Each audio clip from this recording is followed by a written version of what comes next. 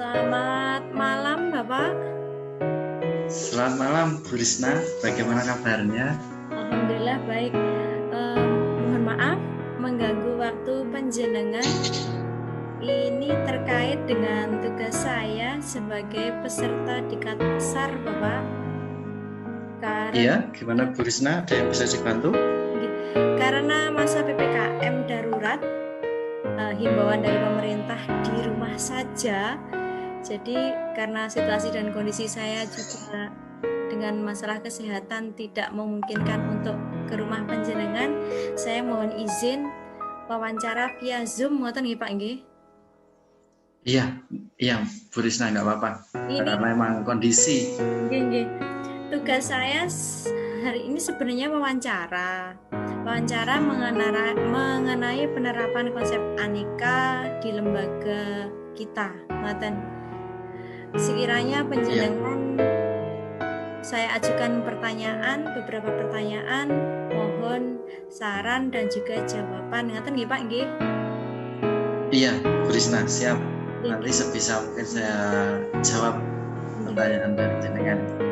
Untuk yang pertama, apakah di lembaga mengajar kita itu sudah menerapkan aneka, Bapak?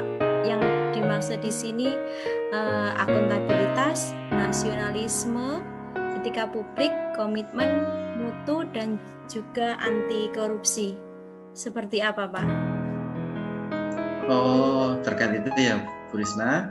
Untuk di lembaga kita sendiri, di UPTS Negeri Perantaran 2, kalau kita berbicara tentang aneka, yang meliputi akuntabilitas, nasionalisme, etika publik, komitmen dan anti korupsi, tentu saja semua ASN sudah mendapat pembekalan di awal karir tentang materi ini. Kalau substansi yang ditanyakan apakah sudah diimplementasikan, ya tentu saja sudah. Akuntabilitas misalnya dari sikap perilaku konsisten dalam menjalankan tugas, kemudian keadilan dalam pelayanan, kemudian sebisa mungkin menghindari konflik kepentingan, dan masih banyak lagi juga sudah diterapkan oleh teman-teman di lembaga kita. Kemudian terkait nasionalisme, saya rasa sebagai pendidik paham betul dengan keragaman budaya, sosial ekonomi yang ada di sekolah, di lembaga kita, dan terbukti itu tidak menjadi kendala gitu dalam menjalankan tugas kita di lembaga. Jadi bisa mengakomodir semua. Kemudian terkait ini, Bu Risna, menyoal etika publik, untuk prakteknya di lapangan kita bisa memahami dan menerapkan kode etik guru itu adalah serta penyesuaian perilaku kita terhadap orang sekitar, pada khususnya, dan masyarakat pada umumnya. Kemudian terkait ini, Bu Risna, komitmen mutu, berbicara tentang mutu, seperti yang jenengan ketahui juga bahwa ada komunikasi intern, dan seringkali juga mungkin ada sedikit silang pendapat, tapi itu untuk mencapai misi lembaga atau instansi itu hal yang wajar, dan nanti diharapkan bisa meningkatkan nilai atau daya saing. Sudah tentu kita di lembaga adalah satu tim kerja, teamwork yang solid dalam menjalankan komitmen mutu ini. Dan yang terakhir, membahas tentang aneka di lembaga kita tentang anti korupsi. Pertanyaannya juga kembali, apa yang dimaksud ini? Apakah menyoal tentang finansial ataukah disiplin waktu? Karena kalau soal finansial kita sudah sangat transparan dalam penggunaan. Salah satunya yaitu kita menampilkan rancangan RAPBS kita di papan pengumuman yang dalam bentuk global itu, dan semua bisa membaca. Selalu ada koordinasi baik juga dalam membuat alokasi anggaran, sehingga korupsi yang mungkin terjadi bisa diminimalisir. Kemudian terkait korupsi waktu, Bu Risna, dengan adanya aturan yang sudah ada, PP 10 itu juga sudah dilaksanakan dan sudah ada pembekalan tentang disiplin,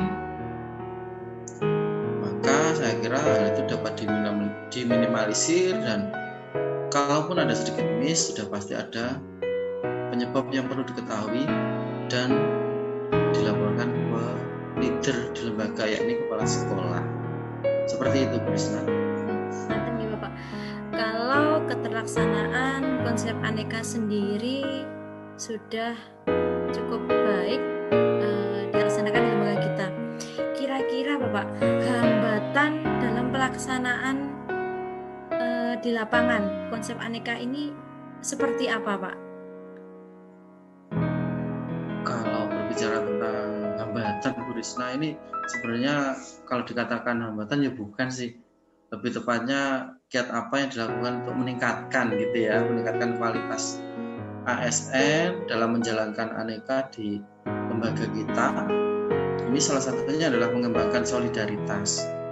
Jadi penting sekali solidaritas antar tenaga pendidik maupun tenaga admin, dan semua elemen yang ada, stakeholder yang ada perlu solid. Integritas juga perlu, dan loyalitas juga perlu dikembangkan. Kalau hal ini dimiliki, dijiwai oleh setiap orang di dalam lembaga, saya kira segala sesuatu yang berhubungan dengan aneka akan mudah dicapai dan mudah ditingkatkan. Seperti itu, Bu Risna. Hambatannya. Dari semua keterlaksanaan dan juga kiat mengenai apa yang bisa dilakukan untuk lebih menerapkan konsep aneka tadi, Pak, harapan apa yang ingin panjenengan sampaikan atas keterlaksanaan aneka di lembaga kita ini, Pak? Harapan ya, kalau menurut saya yang pasti ya ini, Mbak Risna.